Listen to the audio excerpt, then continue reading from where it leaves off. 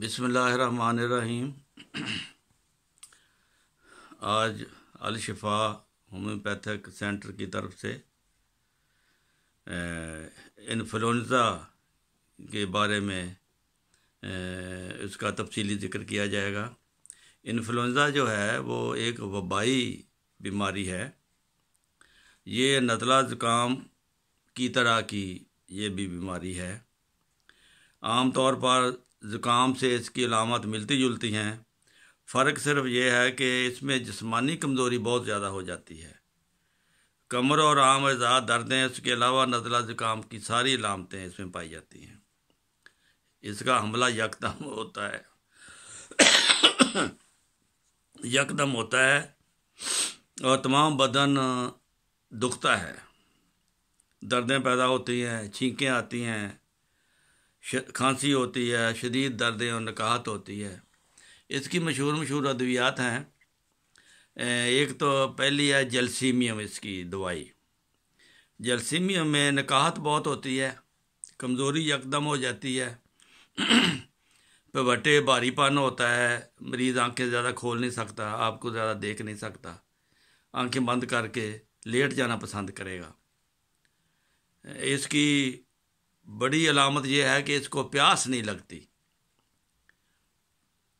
और बाकी सब अलामतें होती हैं। हरकत से दर्दें बढ़ती हैं। जलसीमियम और ब्रायूनिया में सिर्फ ये फ़र्क है कि ब्रायूना का मरीज़ भी लेटे रहना पसंद करता है कि कोई उसको बुलाए ना, और उसको प्यास ज़्यादा लगती है। जलसीमियम को में अलामतें वही होती हैं ब्रायूनिया वाली, उसमें प्यास नहीं होती। बस ये इसमें प्यास का फ़र्क है।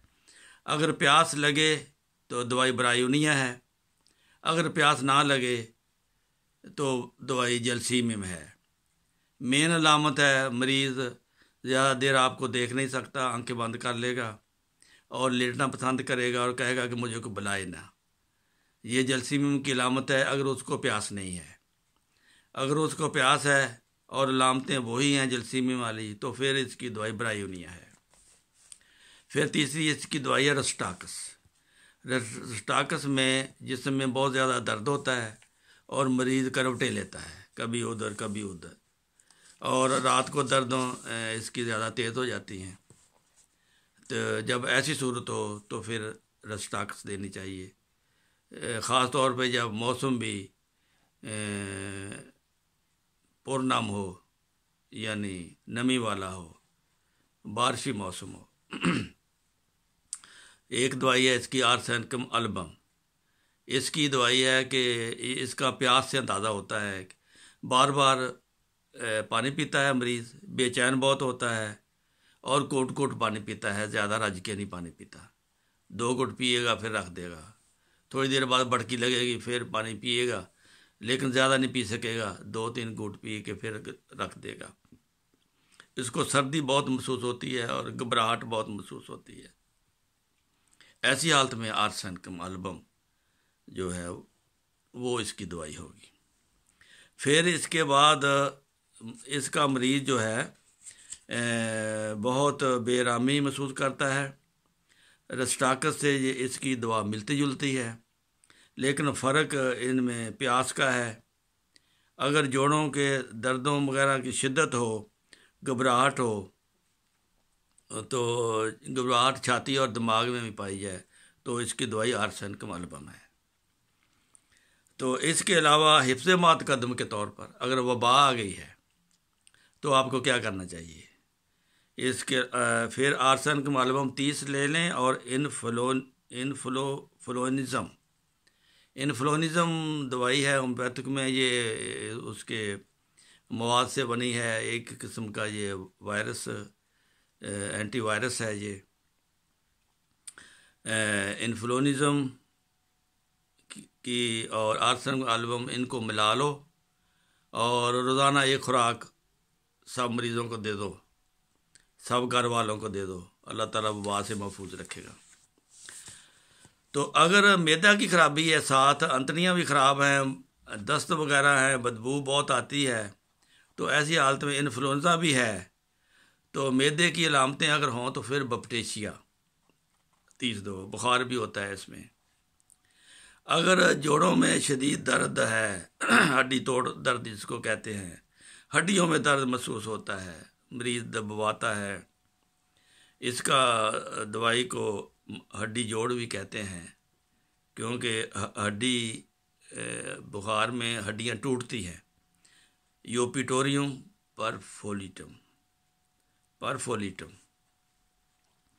پھر ایک اور دوائی ہے، اگر بہت چھینکیں آئیں، چھینکیں ہیں، تمام دوائیوں کی سردار جو دوائی ہے سباڈیلا ہے۔ اس میں سباڈیلا میں چھینکیں بہت آتی ہیں، لیکن نیٹرمیور میں بھی چھینکیں آتی ہیں۔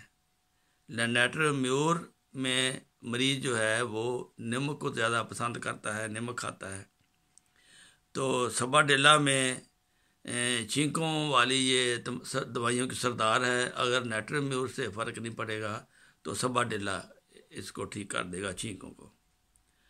تو ایک انفلوئنزا ہوتا ہے مرطوب موسم میں، یعنی نہ گرمی نہ سردی، رات کو ٹھنڈ دن کو گرمی، بارشی موسم، تو پھر ڈلکا مارا آپ نے یہ دوائی دینی ہے۔ ڈلکا مارا مرطوب موسم کی دوائی ہے، سباڈیلا چھینکوں کی دوائی ہے، اور اگر مریض نمک زیادہ کھائے اور چھینکیں بھی آئیں، پانی ناک سے بہے پتلا، تو نیٹرمیور اس کی دوائی ہے۔ اگر کوئی ایسا مریض ہے جس کو ہر سال موسم میں انفلوئنزا ہو جاتا ہے، تو اس کو لنگز میں مسئلہ ہوگا، اس کے لیے ٹبرکولینم 200 جو ہے وہ اس کو ہفتہ وار دینی چاہیے۔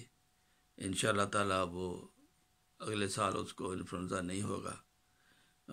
کبھی کبھی اس کو ٹبرکولین کی خوراک دے دیں، اگر شروع میں دے دیں اس کو تو پھر بھی یہ ٹھیک ہے۔ بہرحال یہ چند دوائیاں تھیں جو انفلوئنزا میں زیادہ تر استعمال ہوتی ہیں۔ اللہ تعالیٰ سب مریضوں کو شفا دے۔ السلام علیکم ورحمۃ اللہ وبرکاتہ۔